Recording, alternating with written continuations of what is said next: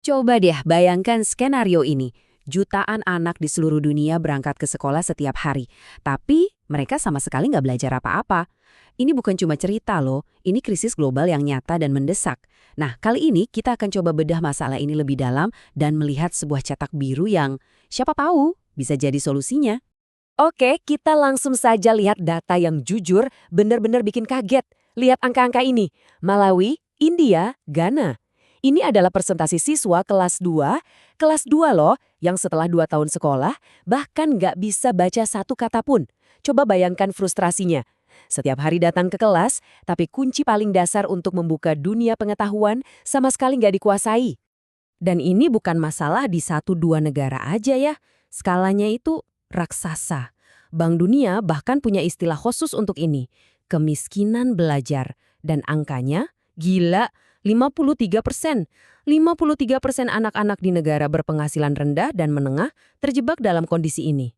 Artinya, lebih dari separuh generasi masa depan kita nggak punya bekal keterampilan dasar untuk sukses. Jadi, pertanyaannya kan sekarang, terus gimana?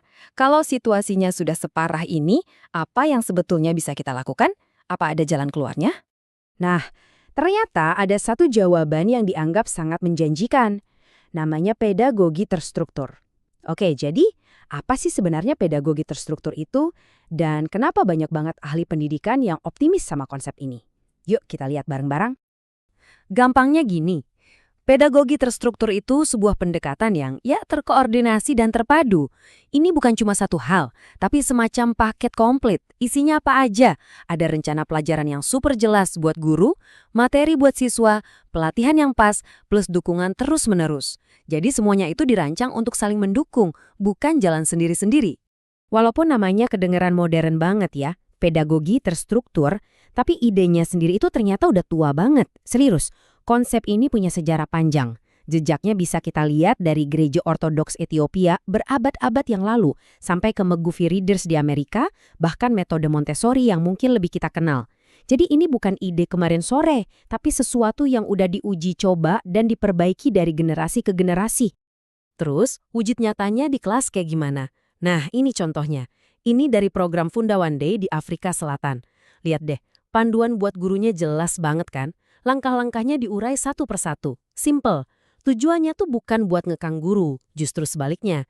Ini buat membebaskan guru dari pusingnya persiapan, jadi mereka bisa fokus penuh ke murid-muridnya. Oke, kita udah tahu definisinya, udah lihat contohnya.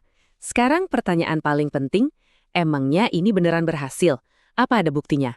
Yuk kita lihat datanya. Dan ternyata buktinya kuat banget. Banyak penelitian besar menemukan program-program kayak gini punya ukuran dampak atau efek size rata-rata 0,44.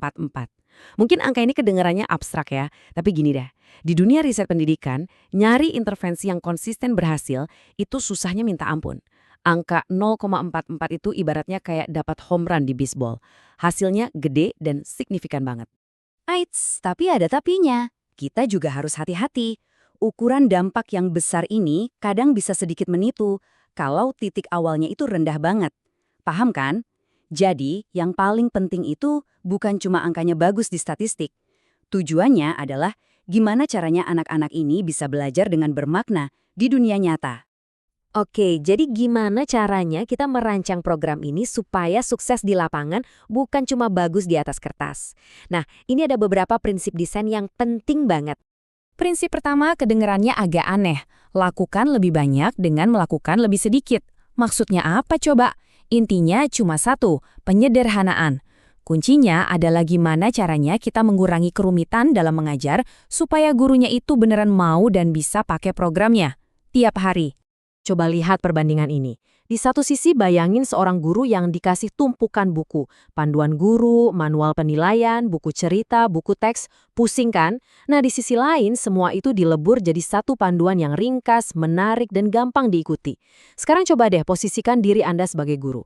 Kira-kira mana yang bakal Anda pakai setiap hari? Jawabannya jelas kan?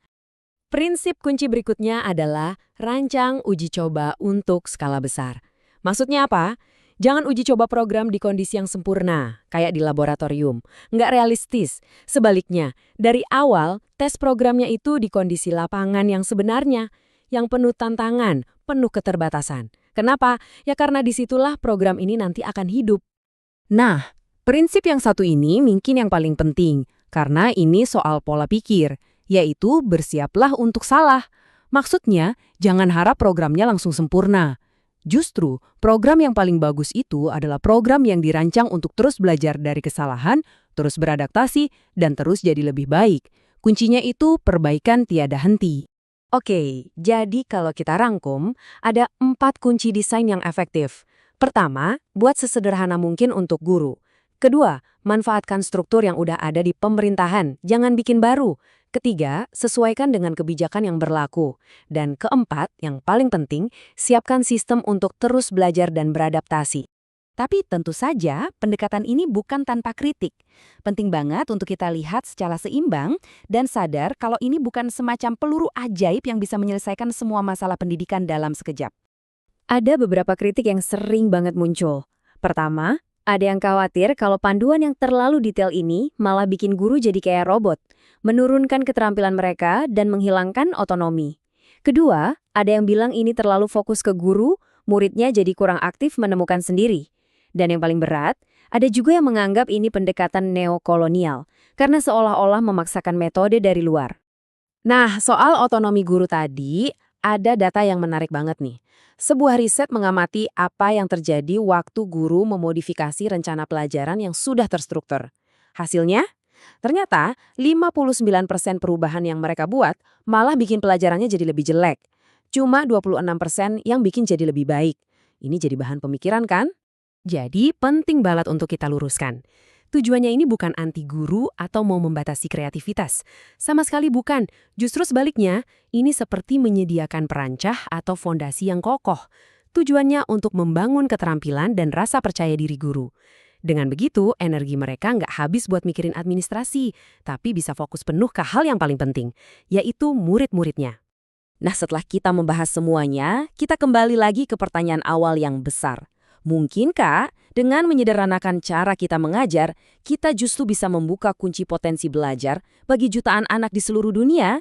Sebuah pemikiran yang sangat menarik untuk kita renungkan bersama.